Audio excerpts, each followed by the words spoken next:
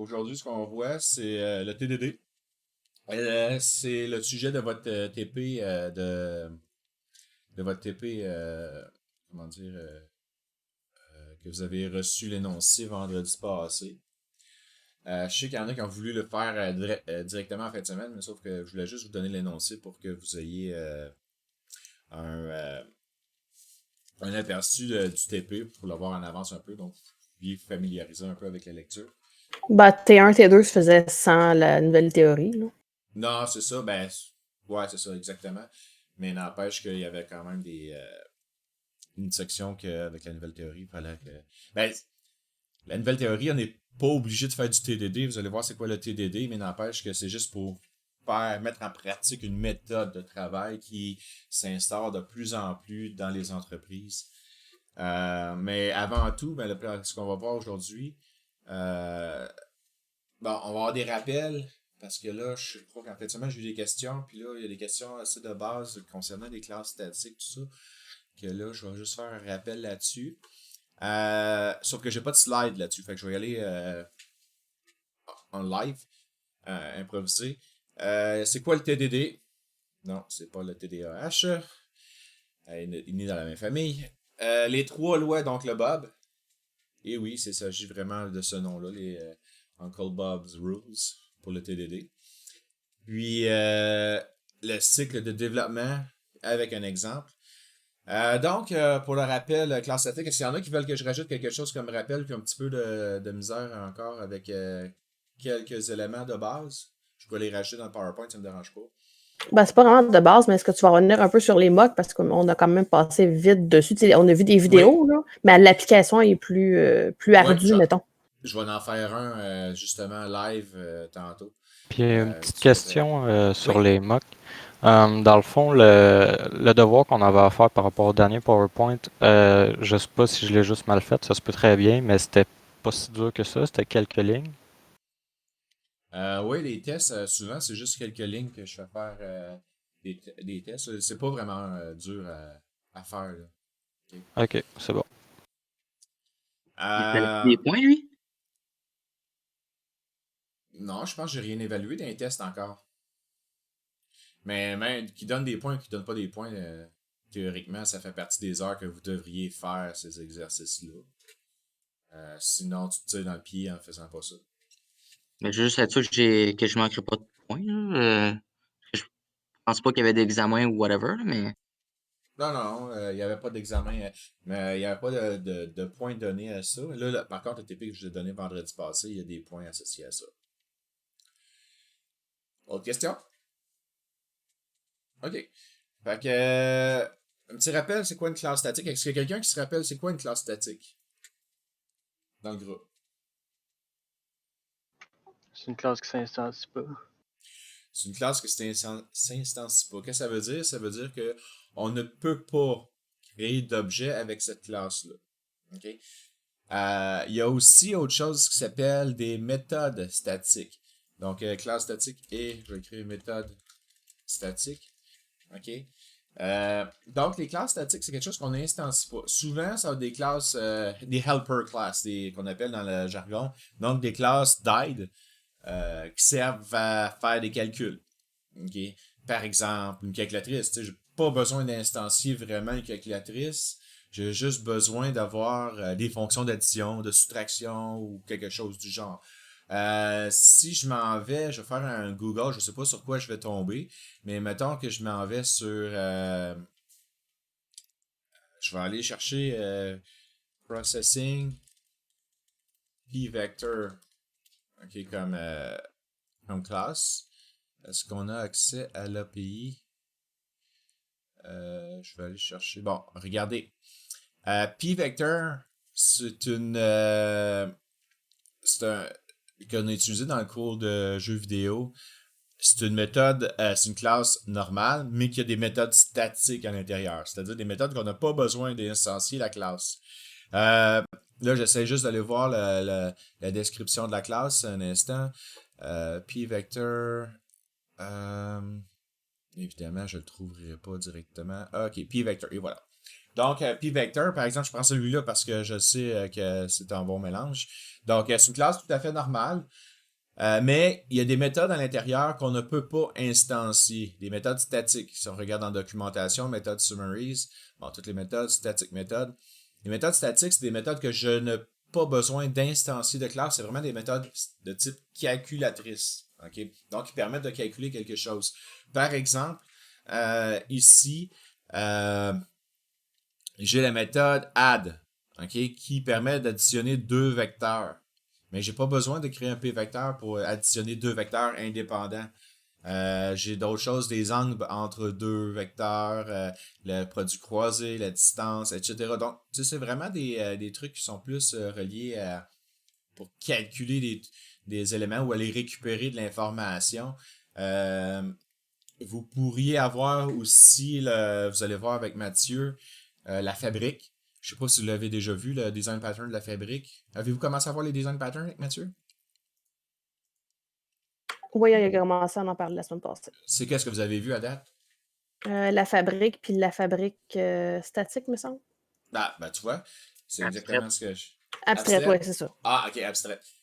Donc, fabriquer des objets, right, qui sont similaires mais différents en même temps, c'est ça? Me semble là, que c'est quelque chose du genre la fabrique. Donc, on pourrait avoir une fabrique aussi statique qui construit des objets sans vraiment pouvoir instancier la fabrique. Okay? Donc, ça pourrait être aussi une classe statique. Pourrait, je dis bien, pas nécessairement, mais pourrait. Donc, c'est conditionnel à l'utilisation qu'on a fait. Donc, au niveau de la classe statique, c'est vraiment juste souvent des calculatrices. Une autre situation qu'on va voir des classes statiques, par exemple, quand vous utilisez dans votre code math, vous pouvez pas instancier la classe math là, dans bien des cas. Là. Si je m'en vais, par exemple, je me prends un fichier au hasard, là, puis je tape, bon, je vais faire un constructeur. Juste pour l'exercice, je fais math.abs, puis je sais pas, moi, .5 par exemple. Je vais juste aller dedans la classe, vous allez voir la signature de la classe. Public statique. Math. Ça veut dire que je suis pas capable d'instancier la classe math, c'est juste des fonctionnalités pour faire des calculs. OK? Autre situation, est-ce qu'on pourrait avoir des classes statiques? J'ai pas d'autres idées dans la tête, mais c'est vraiment souvent juste des fonctions, des classes qui vont être indépendantes du projet. Okay? Donc, les classes statiques, techniquement, on serait capable d'utiliser ça dans n'importe quel genre de projet. Récupérer, c'est le code de ça.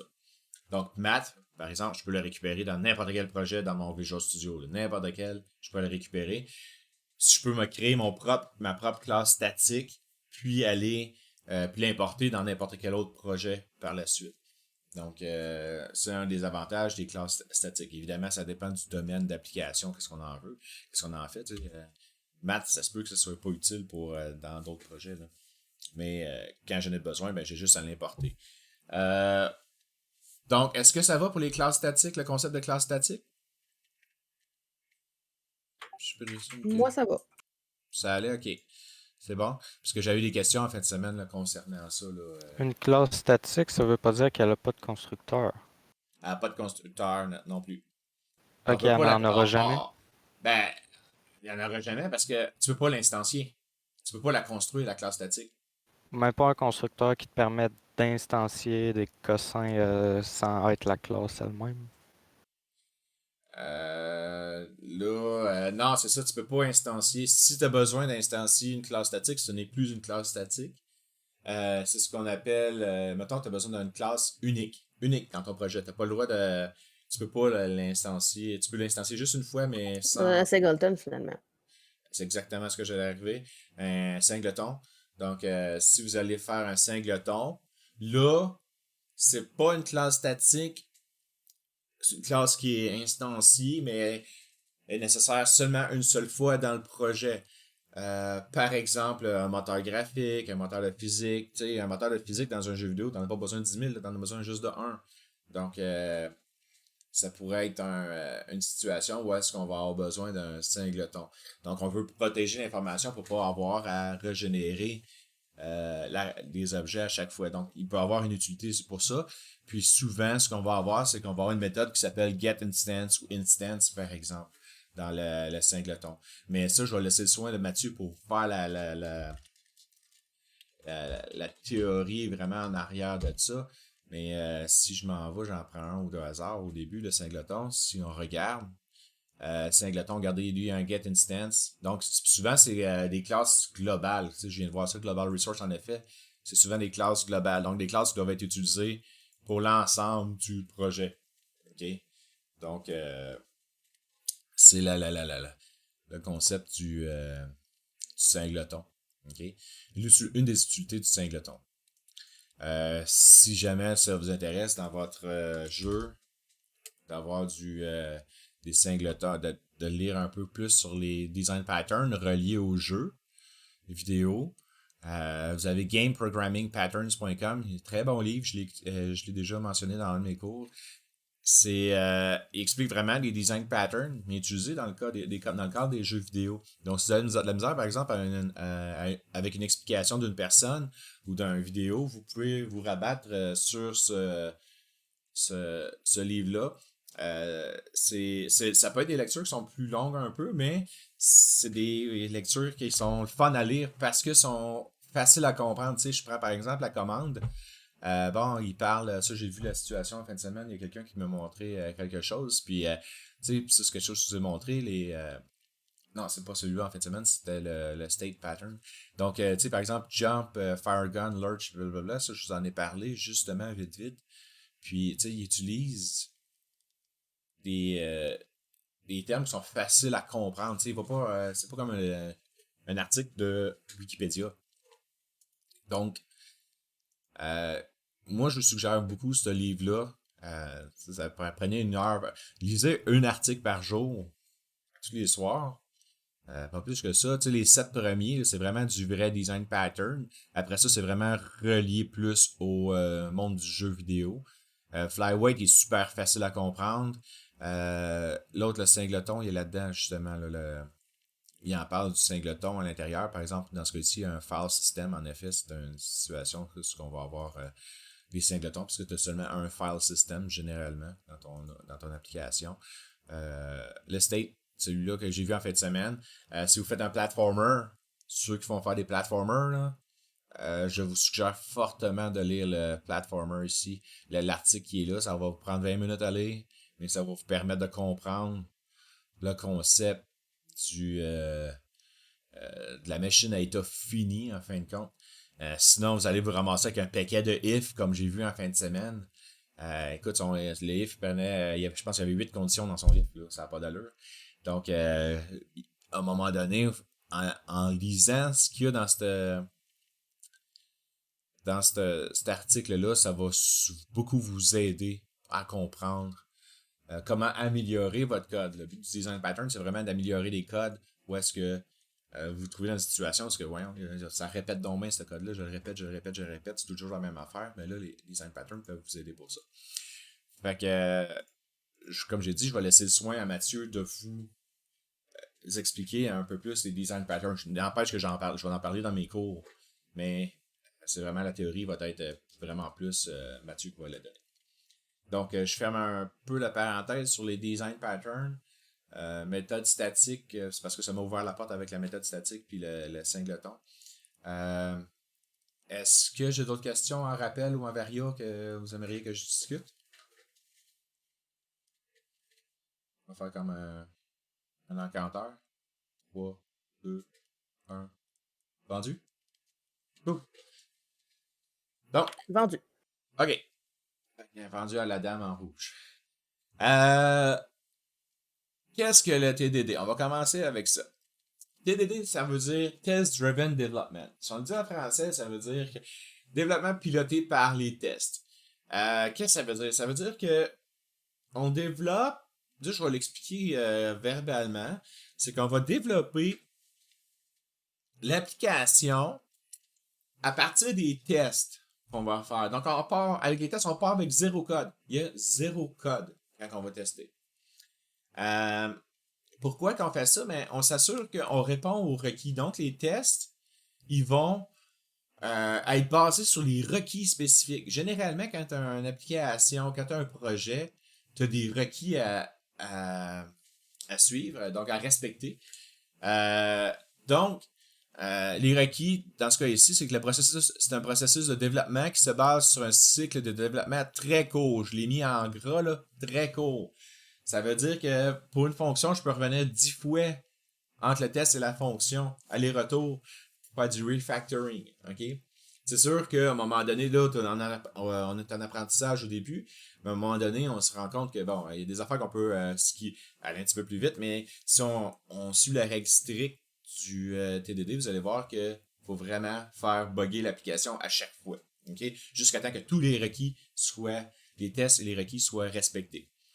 Donc, les requis sont convertis dans les tests spécifiques. Ensuite, le code est amélioré pour que les tests passent. Donc, les 3 lois d'Oncle Bob. Qu'est-ce que ça veut dire? Ben, en passant, il faut appeler Uncle Bob Rules. OK? Ou ouais, c'est Rules. Donc, dans le TDD strict, j'ai bien dit strict en gras, il y a 3 règles à suivre, 3 règles simples qui sont les suivantes. Tu ne peux pas... Tu ne peux pas écrire du code. Bon, tu ne peux pas écrire de code de production tant que vous n'avez pas écrit un test unitaire qui échoue. Ça veut dire que avant d'écrire du code de production, c'est du code réel qui va se retrouver éventuellement dans le produit fini. Faut que tu crées un test unitaire qui échoue. OK?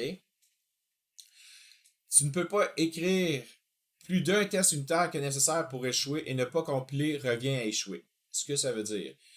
Qu'il n'est pas permis d'écrire il n'est permis d'écrire qu'un nouveau test unitaire en échec à la fois. Un test unitaire qui ne compile pas est déjà un test en échec.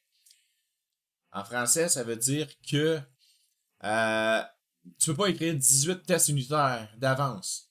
Tu en écrives un seul, puis tu t'arranges pour qu'il passe ce test-là au complet. Okay? Et ensuite, tu passes au suivant. OK?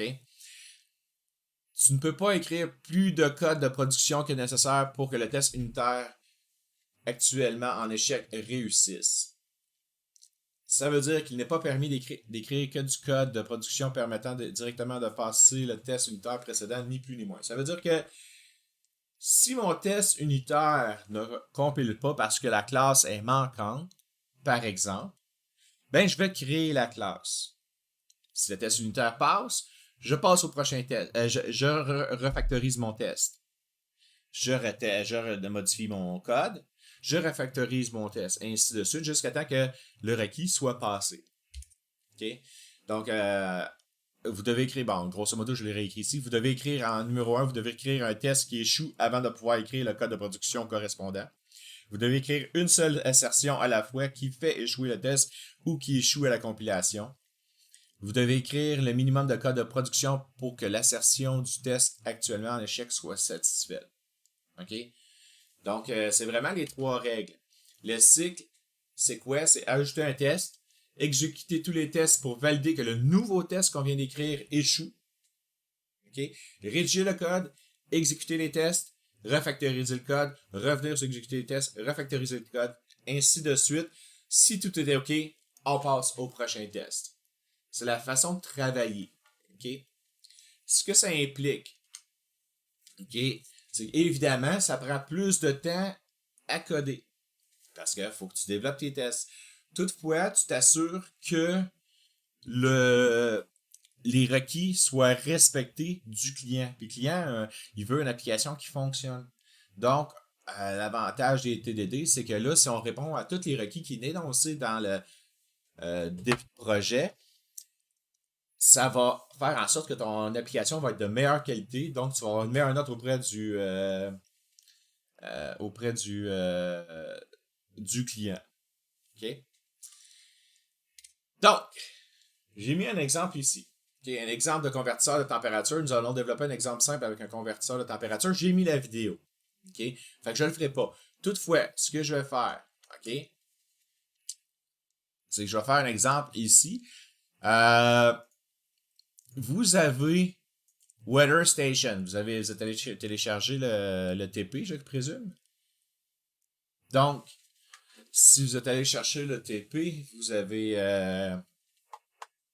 vu un peu le code, qu'est-ce qu'il y avait. Vous aviez Temperature View Model Test. De fait, je présume. Puis, avec des to-do à faire à l'intérieur. Juste un rappel que le to-do, vous pouvez aller dans les task lists, puis vous pouvez voir tous les to-do qu'il y a effectués dans le projet. OK? Donc, je vais en faire un. Bon, Temperature View Model Test. Je vais en faire un qui est relié à, disons, les wind data, OK? Les données du vent. OK? Le vent, qu'est-ce qu'on a besoin pour le vent? On va avoir la vitesse, puis la direction. Donc, le nombre de degrés pour le vent. Donc, vraiment, je vais me prendre. La première étape, c'est que... Ça, je vais regarder ça, OK. Première étape, c'est que je vais me créer un objet. Je vais juste vérifier si tout est correct. D'après moi, si j'exécute mes tests, tout devrait être... devrait passer. Durable error. Ah ouais, OK. Où est-ce qu'il manque? Ah. Ouais. Par rapport là. OK. Donc, celui-là, il manque. OK, c'est mon SUT qui manque. OK. Donc, en passant à SUT, j'ai trouvé ça quoi? C'est System Under Test. C'est ce que ça voulait dire quand on regardait ça dans les vidéos. Hein. Donc, ce que je vais faire, c'est que je vais rajouter mon WinData. Je vais aller voir l'énoncé du TP. Oups, c'est pas ça là. Non. Ça. L'énoncé du test du TP, TP3.tdd PDF. OK. Donc, l'énoncé du TP3. Je vais faire à peu près la même chose, mais avec les mocks. OK? Parce que là, j'ai demandé pour les mocks. Fait que je vais juste faire la portion mock, qui est vraiment celle qui peut-être vous avez moins d'affinité avec. Grosso modo, je vais faire la même affaire que sur le TP. Qui indique qu'on devrait passer par un service pour aller récupérer la température.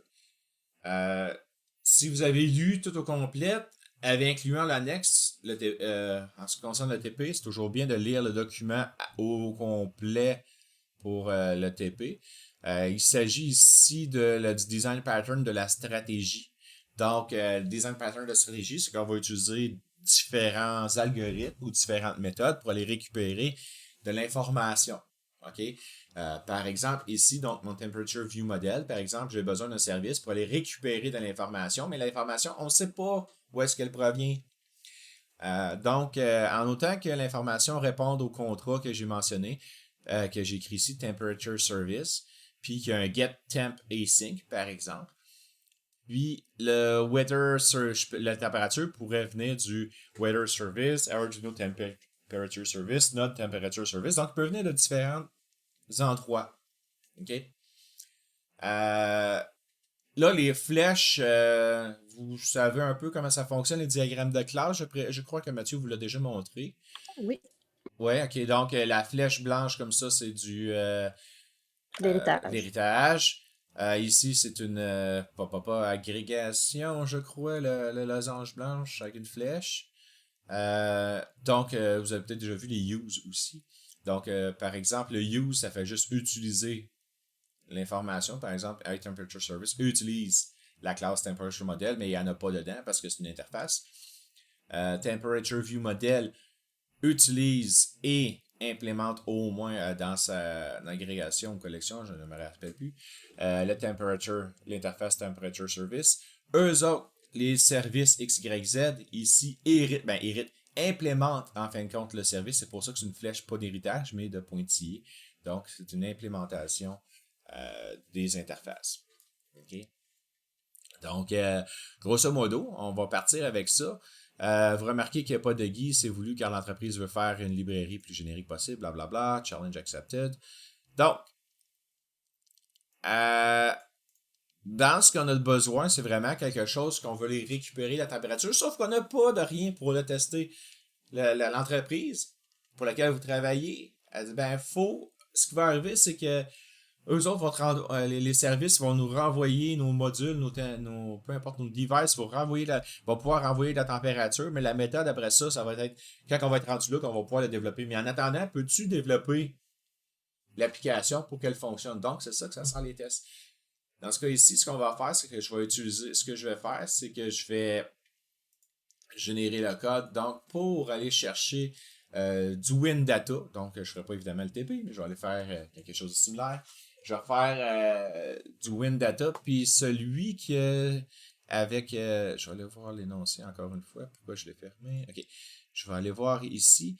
Dans l'énoncé, j'ai les tests qui sont ici. Bon, j'ai tout mis les signatures de tests. Je vais aller chercher celui qui a un mock dedans. Set temperature service when executed temperature service is not null. OK. Get temp command, have current temp when executed should pass. OK. Donc, on va avoir quelque chose du genre, mais plus relié au WinData. OK. Dans ce cas ici, pour aller récupérer la température, si je regarde le modèle, j'ai pas d'Arduino, j'ai pas de Node, j'ai pas d'Open Weather Service, j'ai rien de ça. OK? Mais il faut quand même que je le teste. Fait que là, ce qui arrive, c'est qu'il faut que je moque des données. OK? Il faut que je moque un service. Donc, je vais avoir un set temperature service. Dans l'autre, je vais avoir un set wind data service, par exemple. Puis, je vais faire en sorte que je vais imiter, en fin de compte, le service pour vérifier si ma classe temperature view model répond bien à mes demandes. Donc, première chose, bon, je vais créer une classe dans mon projet de test, class test. Je vais écrire wind data temperature. Non, c'est pas vrai partout. Wind data view model, parce que c'est celle-là que je veux tester. Test. OK. Bon, jusque-là, c'est pas super. Il faut la mettre publique. Sinon, je vais me popper une erreur. Donc, je la mets publique. Ce que je veux tester, c'est... maintenant, je vais me baser là-dessus. Excusez, je vais me baser sur celui qui est là. C'est get temp command, have current temp when executed. Je vais copier ça. Je vais le mettre là. Puis au lieu de get temp, ça va être get wind data. En passant, si vous avez des questions, gênez-vous pas, là. Public void. OK. On va avoir accès au code après? Non. Définitif, non. Donc, have current wind. OK. Donc, dans ce cas ici, OK, j'ai ma fonction get wind data command. Have current wind when executed should pass. Donc, ça veut dire que quand je vais exécuter le get wind command, je devrais avoir du vent. OK? Fait que je vais compiler. Jusque-là, ce que mon test passe. N'oubliez pas qu'on est dans le TDD. Donc, je vais vérifier si mon test passe. Clic, je vais faire run. Je n'ai pas écrit que c'était un test, donc il faut oublier ça. Fact. Clic. Il n'y a pas ça.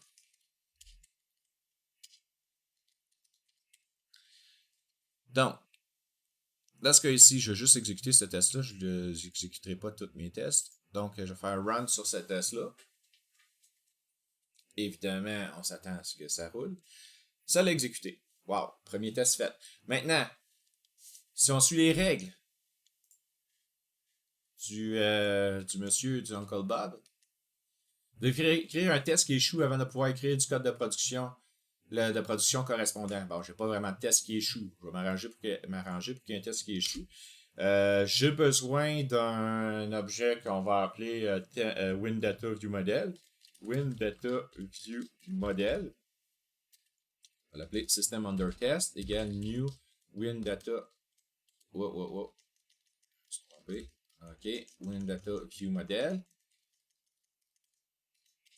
Ça compile pas. Pourquoi?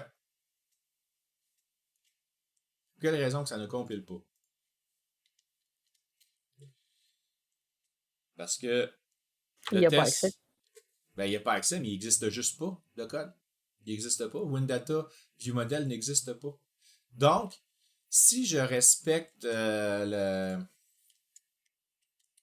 Si je respecte ce qui est écrit ici, bon, vous devez écrire un test qui échoue avant de pouvoir écrire le code de production correspondant. Mon test il échoue. Donc là, pour pas qu'il échoue, je fais quoi? Je vais créer la classe. Donc, ce que je peux faire, je peux faire CTRL point. Puis là, il va dire generate type, blablabla. Mais là, le problème, c'est que si je génère cette classe, si je fais contrôle point, puis je le génère. Wow, j'ai tapé sur une touche, je ne pas. Contrôle point. Si je génère cette classe-là, il va le générer dans mon projet test. Faites attention à ça. Donc, ce que je vais faire, c'est que je vais rajouter une nouvelle classe ici dans mon view model. Je vais l'appeler wind data view model. Et je vais faire public class. Faire contrôle point. Bam! Mon test passe. Prochain test, il faut que je fasse. OK? Prochain test, il faut que je fasse. Bon. When get win data command have current win when executed should pass. OK. Donc, je devrais avoir une méthode qui s'appelle quelque chose qui s'appelle wind get wind data command à l'intérieur.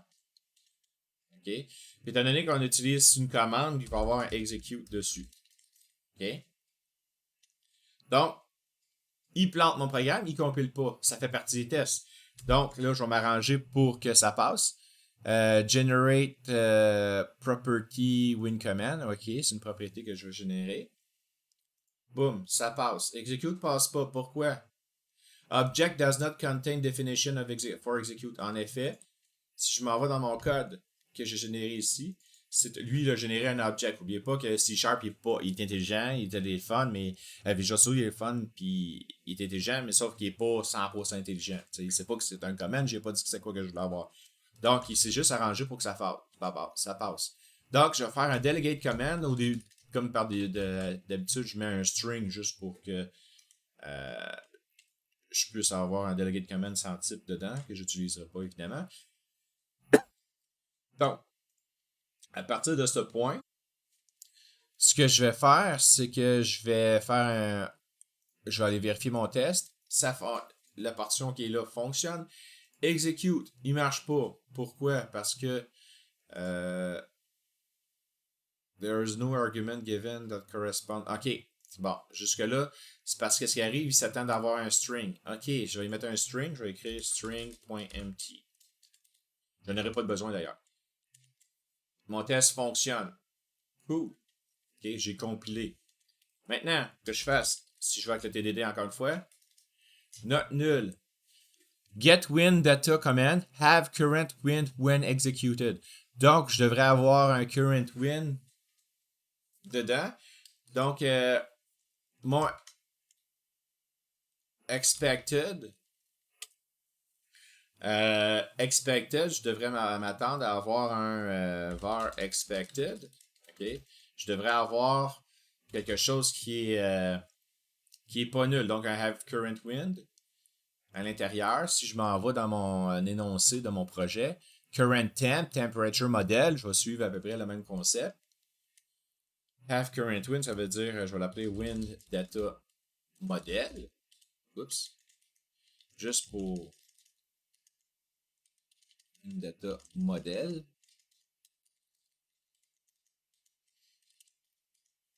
New wind data model. Je vais passer ça. Donc, je vais passer ce test-là. Qu'est-ce qu'il faut que je fasse? Je regarde. Generate class. Ouais, mais sauf que je ne le ferai pas là-dedans. Je vais le générer manuellement. Je vais aller dans mes modèles ici.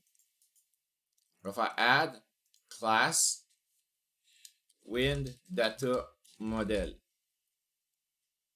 Add public. OK? Donc,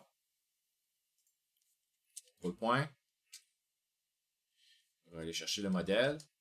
Maintenant, j'ai mon modèle. Je vais faire assert.notNull. Ok, je sais pas pourquoi j'ai fait un expected ici. J'ai pas besoin vraiment du expected. À vrai dire, j'ai pas besoin du expected. Je sais pas pourquoi je suis parti là-dessus. Là. Donc, grosso modo, je m'attends à que ce soit actual wind model. Wind data model. OK? Donc, juste actual wind data. Je n'ai pas besoin du modèle. Donc, ici, le test échoue. Je m'arrange pour qu'il passe. C'est parce que wind actual wind data n'existe pas. Il existe, il me part une autre erreur. Il va dire get command, get win data command. Bon, il y a toutes les erreurs sur la ligne. Là, je me rends compte, c'est pas ça qu'il faudrait que je fasse parce qu'un command ne retourne rien. N'oubliez pas que la commande ne retourne rien.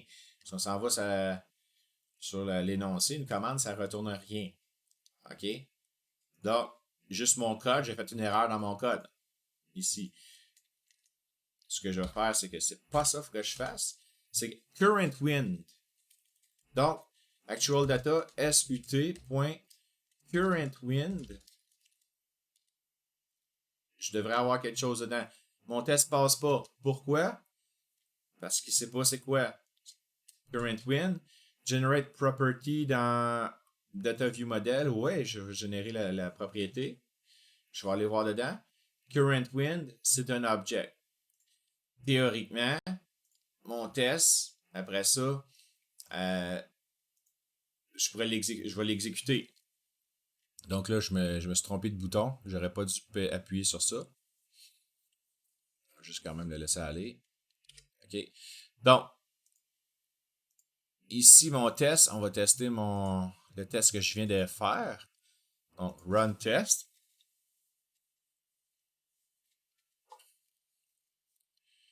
Bam, il fonctionne pas. Object reference not set to an instant of an object. Donc, il n'est pas nul, OK? Ça veut dire que ici, mon code fait en sorte que il n'est pas... il est nul. C'est ça que ça veut dire. OK? Bon, il est vraiment nul, mais il ne faudrait pas qu'il soit nul. OK? Donc, ici, j'ai juste un setter ici. Donc, c'est pas correct. Je vais aller m'arranger pour passer le test. OK? Donc, l'affaire, c'est que si je suis les requis, quand que je vais exécuter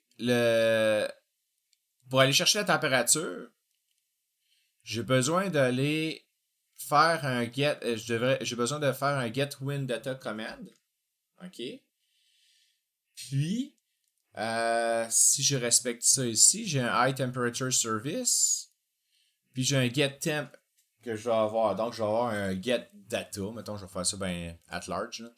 Donc, je vais faire un service. Il y a un set service ici, set temperature service. Donc, lui, je ne peux pas le passer parce qu'il manque trop d'informations. Il a besoin d'un service. OK? Donc, c'est là que je vais avoir besoin, quand on parle de service, je vais avoir besoin d'un mock. Je vais partir le mock. Le mock, je vais imiter quoi? L'objectif d'un mock, c'est imiter. OK? Comme un mocking jay. Donc, un imitateur, un jet imitateur, un jet moqueur. OK? Ouvre la parenthèse. Il neige dehors. C'est plat. Ferme la parenthèse. Donc, comment il s'appelle lui? High Temperature Service, je vais l'appeler High Wind Data Service. OK. Bam, comme ça. Puis là, il va dire, hey, ça n'existe pas. Encore une fois, mon test, il a failli. Je m'arrange pour qu'il passe mon test. Generate type High Wind Data dans un nouveau fichier, ouais, mais sauf que là, je veux pas qu'il se génère dans mon projet, fait que je vais le rajouter ici. Je vais faire add class interface High Wind Data Service. OK? Dans High Wind Data Service, je m'en vais dedans. Tout simplement. Par la suite, je vais regarder si mon test passe. Juste fermer celui-là ici. Je vais fermer celui-là parce que j'en ai pas besoin. OK. Pourquoi qu'il ne passe pas? Generate type. Ah, c'est parce que je n'ai pas mis public. Donc, je vais aller mettre public ici. OK. Donc, en le mettant public, est-ce que ça passe? Ouais. OK. Donc, j'ai mis mon mocking public. Donc, lui, mon mock, il va imiter, en fin de compte, mon Wind Data Service. Maintenant, ce que je veux, c'est que je vais avoir un get temp async, donc qui retourne un task, qui retourne un temperature model. Bon. Là, dans ce cas ici, mon service, ça veut dire qu'il faut qu'il retourne quelque chose. Public wind data model. Donc, je l'appelle getData. OK. Juste pour faire rapide. Le mock. Comment il fonctionne? Si on revient sur le PowerPoint de la semaine dernière, je vais juste je vais l'ouvrir.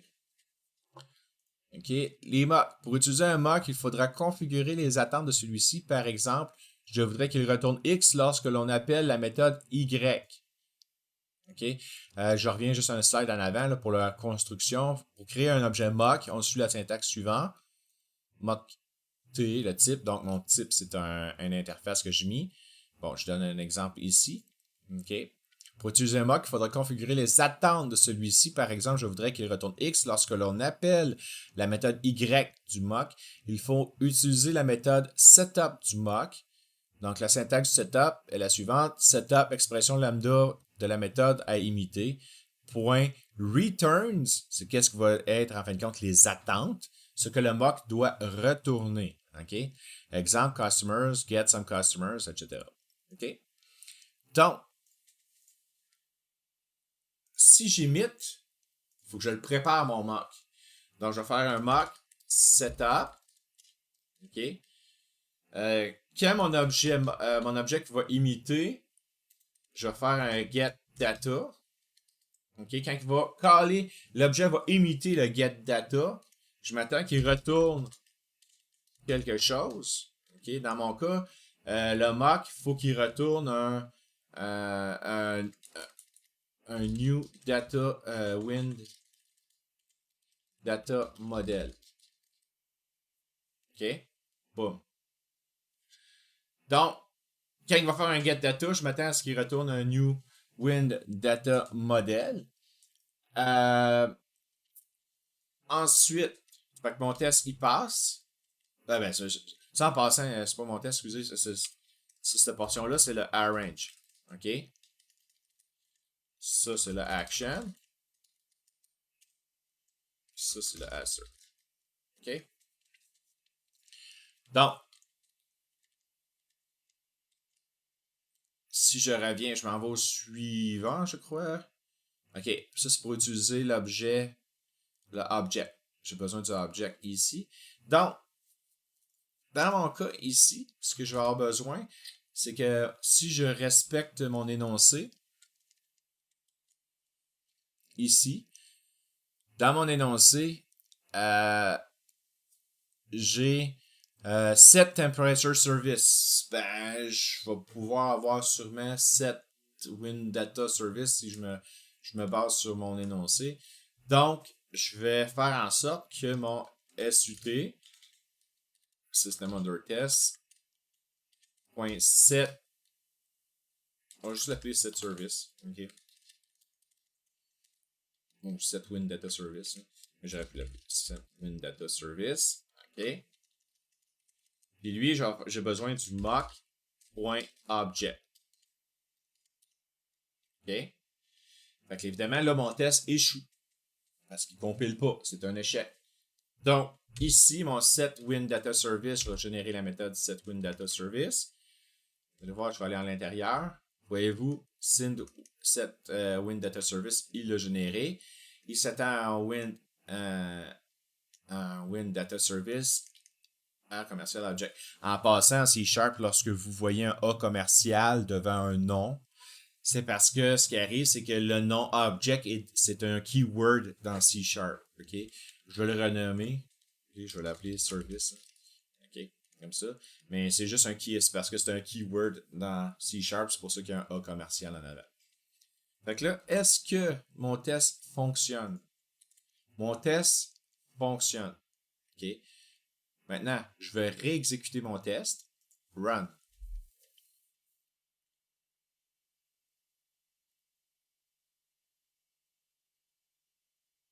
Boom, il échoue encore. Donc, pourquoi qu'il échoue? System not implemented exception. Ah.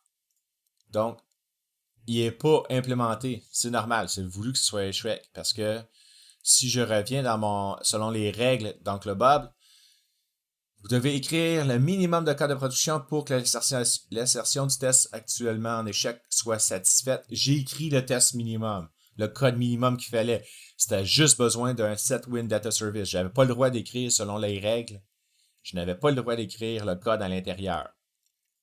Donc, là, je vais écrire le code à l'intérieur. Je vais écrire win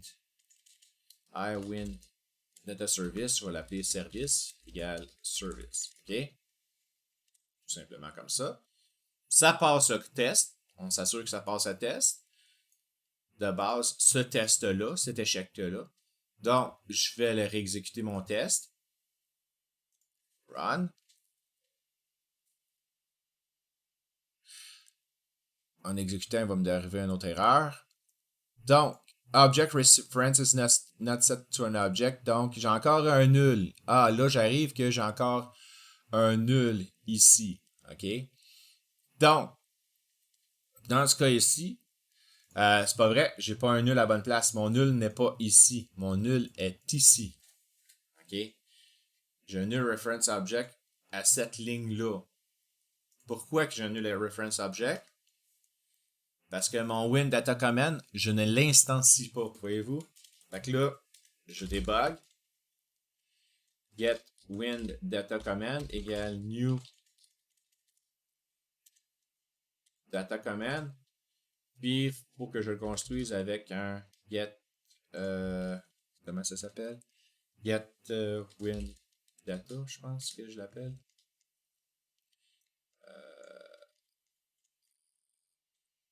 Celui-là, ça va être ici. Get win data command. Ça veut dire, OK. Donc, get win data. Generate method. Bam. Fait que là, je devrais être correct avec ça. Est-ce que je passe le test? On va le réexécuter le test. OK? L'objectif, c'est juste toujours exécuter le test strict minimum pour que ça passe les tests. OK? Puis, pour débugger le test de base. Bam! Voyez-vous, mon erreur ici a changé. System implemented exception. Bon, encore une autre erreur. Donc, dans ce cas ici, il n'est pas instancié. Qu'est-ce que ça va permettre de faire, getWinData? C'est grosso modo, le getWinData, si je rebase là-dessus, getTempCommand, bon, ça décrit dans les trucs ici. Grosso modo, ce que je veux, c'est que ça retourne en fin de compte le data de mon service. J'ai pas de service. Oh, là, il faut que je le débug. Donc, ça veut dire que j'ai mon iWinService. On va l'appeler service. OK, ici. On va l'appeler underscore service. Ou service tout court comme ça. Parce qu'il est privé, je n'ai pas besoin de le mettre public. Je vais faire service.getData. OK. Maintenant, not implemented. OK, jusque-là, je devrais être correct. Je vais l'exécuter. Je reviens ici. Vous voyez le concept un peu, vous le suivez. C'est toujours revenir entre le test et le code, faire en sorte que tout va fonctionner. OK? Donc, mon test. Bam, j'ai une autre erreur. Null abstraction object. A reference object is not set to an instant. Get win data. Oh! Mon service, il est nul. C'est pour ça qu'il me parle l'erreur. Oh, OK. Là, pourquoi qu'il est nul? Pourtant, j'ai passé un test, mais là, il n'y a personne qui dit c'est où que ça va. Oh, OK, mon set Win Data Service, je l'ai fait, mais oh, ça s'en va, c'est juste à l'intérieur de la classe. C'est pas correct, ça. À l'intérieur de la méthode. J'ai changé le code. Là, ce coup-ci, je m'attends à ce que j'ai mon service. Je le mets dans mon service qui est ici. Puis après ça, je vais pouvoir exécuter mon getData. OK? Donc, je repars.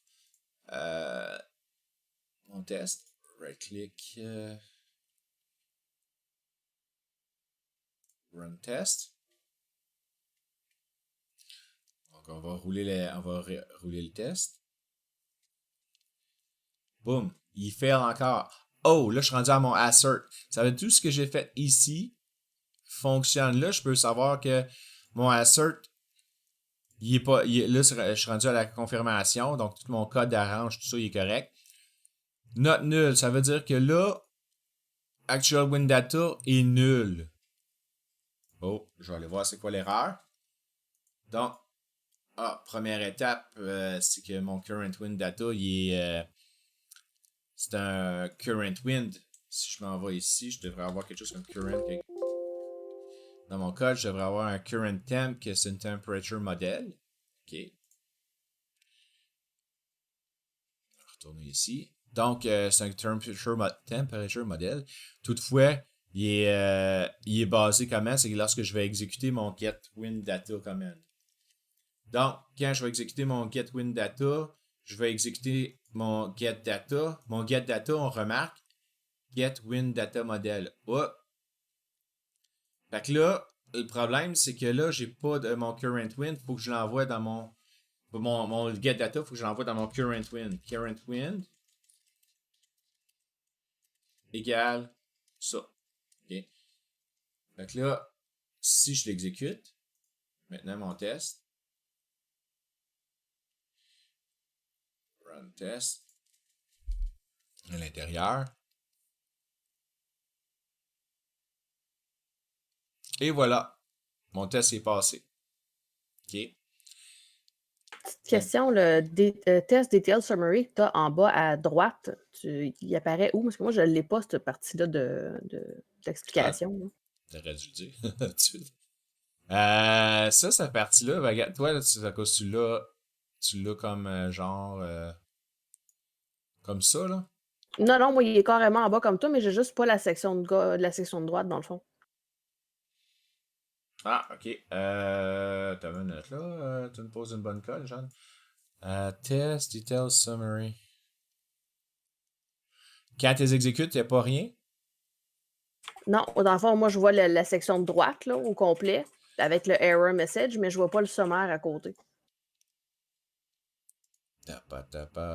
Là, tu me poses une belle colle ici.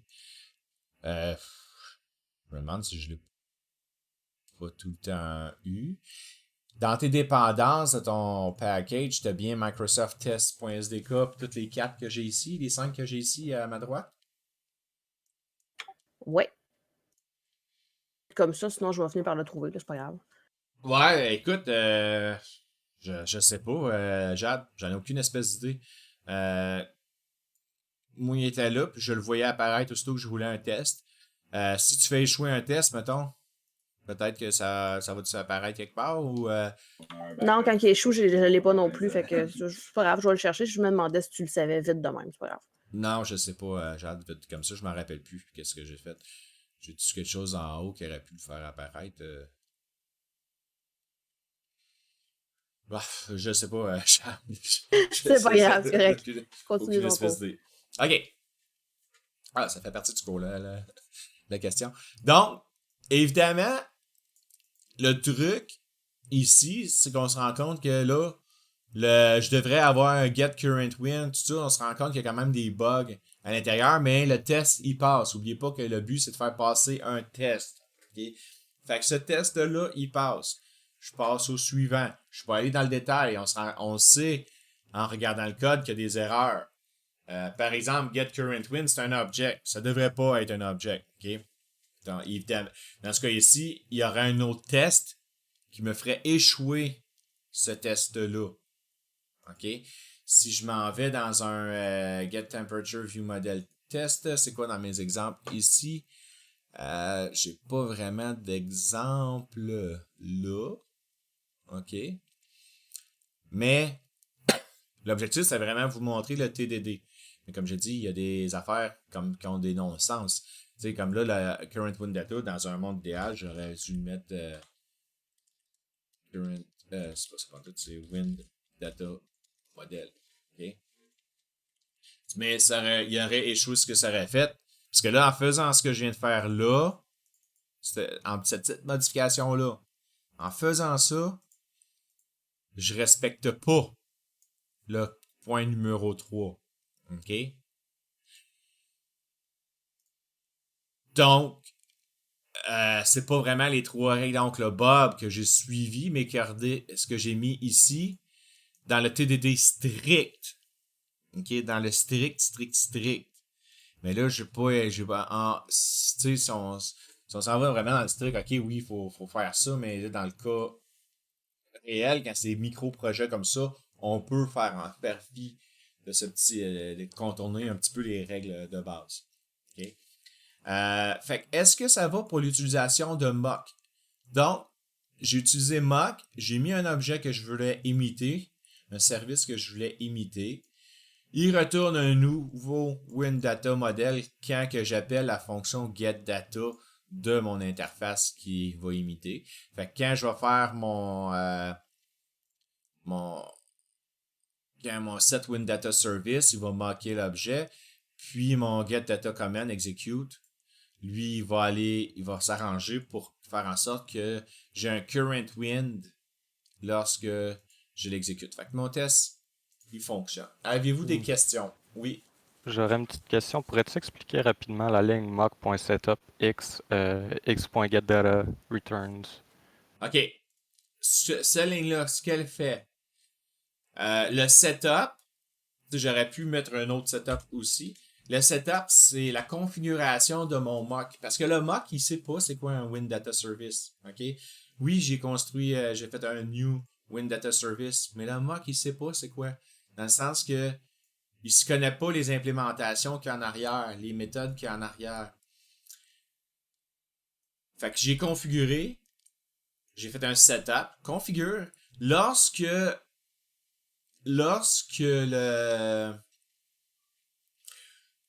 la méthode getData va se faire appeler de mon service, OK? C'est ça que ça veut dire ici. Le X qui est là, c'est vraiment le data service, OK?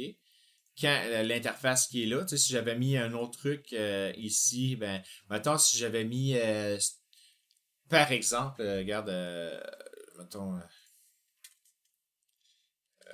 ouais, là, ça va vous rappeler des souvenirs en arrière. Get all data, mettons, have some data should pass, OK? Mettons, j'en parle un autre, là. Student Data Service, ça vous rappelle de quoi, ça? OK? Donc, le Student Data Service, par exemple, il y avait un Hide Data Service. OK?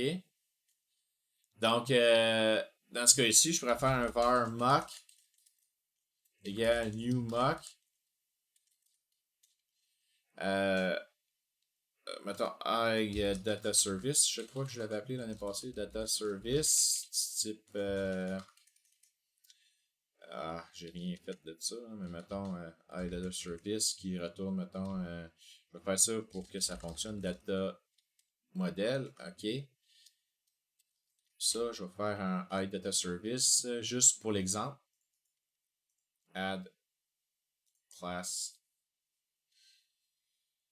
interface Data Service. OK. Public. Static, je vais ici. OK.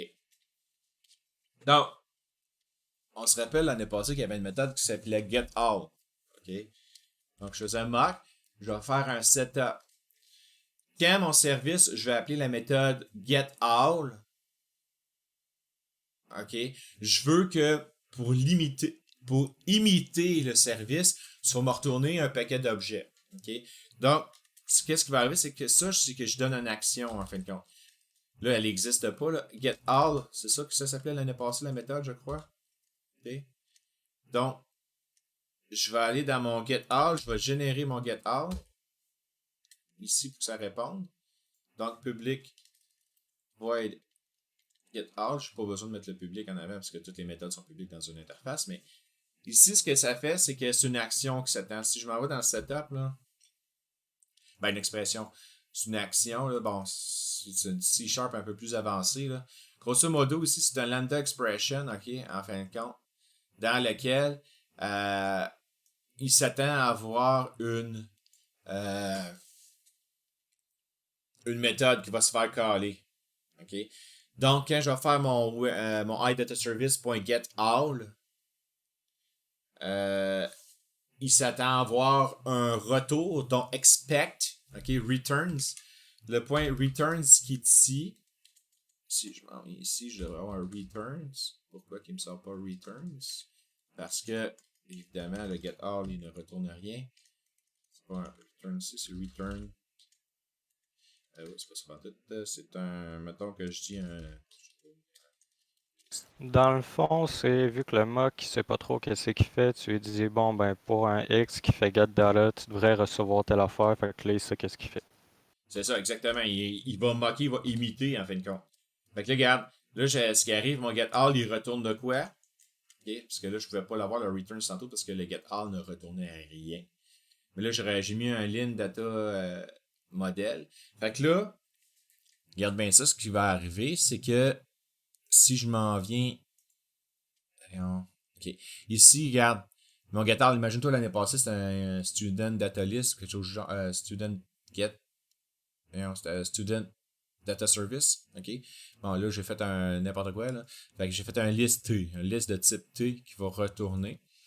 Donc, get all, il retourne quand il va se faire appeler dans le test. Étant donné que je ne l'ai pas, le data service, je ne sais pas c'est quoi qu'il va avoir. J'ai juste fait un test, win data model, mettons. Je m'attends à retourner quoi? Je m'attends que quand le test va l'appeler, oups, il va retourner une nouvelle liste, par exemple, de WinData Model. OK? Fait que quand je vais faire, par exemple, mock.object.getAll, à chaque fois que je vais l'appeler, ce que ça va faire, c'est que ça va retourner un new list data model. OK? Une liste vide. Mais regarde, je peux faire autre chose aussi. Je pourrais faire en sorte que je peux faire une fonction privée, private list,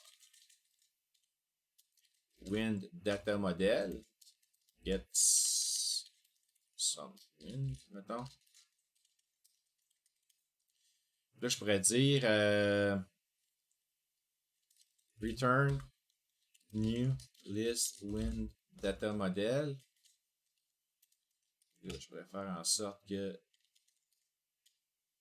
new win data model.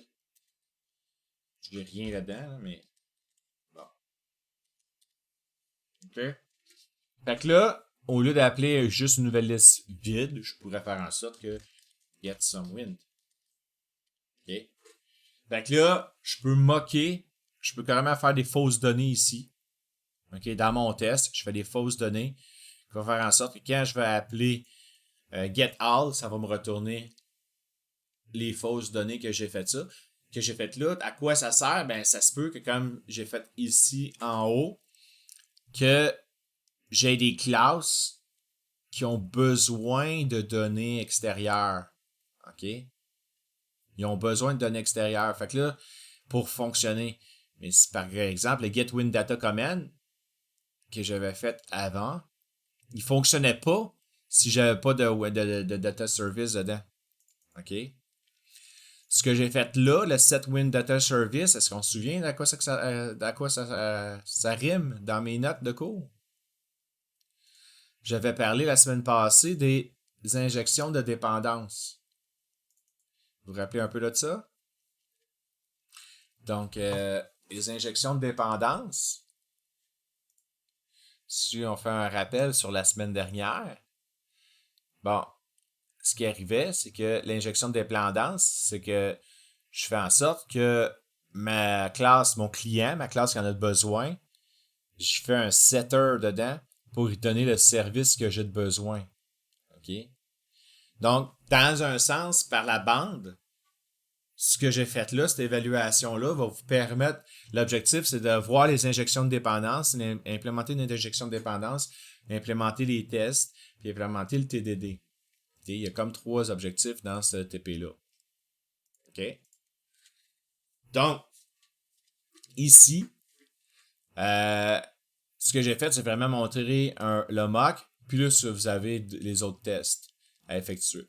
Donc, est-ce que le mock, ici, c'est le mock, est-ce que ça va pour tout le monde? Le concept de mock. Je veux juste Oui. m'assurer que vous l'avez compris, le concept de mock. OK? C'est quand on a une classe ou un objet qui dépend d'un autre objet, mais l'autre objet n'existe pas, par exemple, on peut utiliser l'injection de dépendance. Dans les vidéos, par exemple, de Tim Corey ou les vidéos de Microsoft ou toutes les autres vidéos, plusieurs vidéos, où est-ce qu'on parle de mock, ils parlent d'injection de dépendance. Fait que c'est pour ça que je vous ai montré la semaine dernière l'injection de dépendance. C'est pour vous montrer comment faire pour y envoyer des dépendances à l'intérieur en utilisant des services. OK? Puis ça, on a commencé à voir ça l'année dernière sans que je vous en parle avec le High Data Service. OK? Puis même en Android, si je ne m'abuse, quand vous développez avec Android, il y a beaucoup le concept de service en arrière de ça. Okay? Je ne sais pas si vous êtes rendu là, mais il y a beaucoup ce concept-là en arrière. Avez-vous d'autres questions? Oui, non? C'est correct? Je vais prendre ça pour un oui. Ça va. Ça va? OK. Fait que là, il n'y a pas juste Jade dans la classe, puis Alexis, il y a d'autres personnes. S'il y en a qui ne comprennent rien, soyez pas gênés. OK? Donc, à partir de là, ce que vous devez faire, ça va être d'aller écouter la vidéo que j'ai mis ici. OK? La vidéo que j'enregistre actuellement, je vais le mettre sur YouTube. OK, le cours, je vais le mettre sur YouTube pour que ceux qui veulent repratiquer un peu le mock pour le travail. Comme exercice, par rapport à la vidéo que j'ai mis là, comme exercice, vous devez faire le TDD pour la fonction de conversion de Fahrenheit à Celsius et de Celsius à Kelvin et l'inverse. OK? Donc, vous avez 3 fonctions à faire. Vous avez le Celsius à Fahrenheit qui est fait dans la vidéo. Vous faites par vous-même le Fahrenheit à Celsius. Puis après ça, vous allez faire conversion de Celsius à Kelvin et l'inverse. OK? Donc, à partir de là, je vais vous laisser aller. Ça va être la portion pratique pour la semaine. Donc, vous avez amplement le temps. Vous avez, ça finit à 11h30, je crois, le cours aujourd'hui. Puis demain, vous allez avoir un autre 2 heures pour faire l'ETP. L'ETP rentre très bien en passant. Il ne devrait pas prendre plus que 3-4 heures à faire l'ETP. OK? Donc, c'est bon? Fait que je vais vous laisser là-dessus. C'est pas read-only. Oups! J'ai oublié. Merci, Alexis. De rien. Donc, un instant, je vais juste... OK. Il va falloir que je... de flûte. OK. Je pensais l'avoir mis read-only. Sur mon Moodle, je vais refaire le lien. Je peux même pas le changer. C'est bien plate. Je vais refaire le lien sur mon Moodle parce qu'il est plus... fallait que j'ai oublié de le mettre read-only. Fait que c'est bon, je vais vous quitter là-dessus. Puis on se revoit demain dans l'autre cours. Bonne journée. Bonne journée.